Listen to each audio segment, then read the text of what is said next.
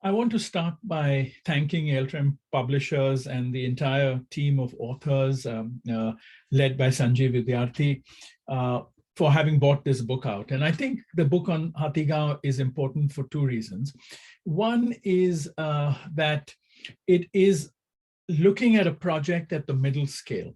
Often what happens is we either look at a kind of abstract version of the large territorial scale, which gets manifest in development plans, it gets manifest in master plans, or we look at the site, a project, maybe even to the extent of a small campus.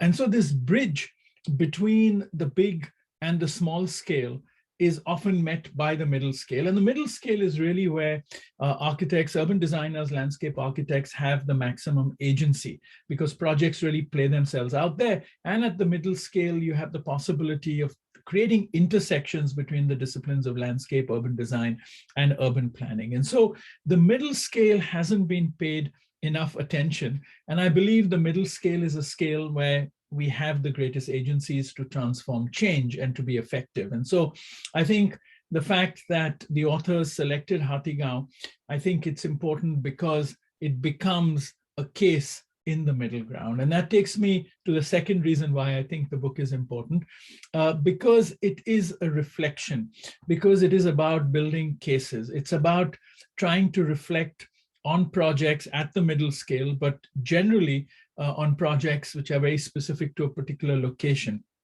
I mean, theory is really about reflecting what we see on the ground. And it's interesting that a lot of theory we allude to when we talk about urban planning and design, even in a country like India today, we are looking at theory that emanated from what was happening on the ground in the West in the last century through processes of industrialization. So we have to create new reflections based on what's happening on the ground in India, in South Asia, in many other parts of the world. And so I think anything that contributes to creating cases, cases which through reflection tell you about successes, but also tell you about failure, will bring us closer to evolving theoretical frameworks which would be appropriate, relevant for our locations. And I'm thinking especially of India. So I commend the authors for having selected this case. For us as architects of the project, it was a great honor.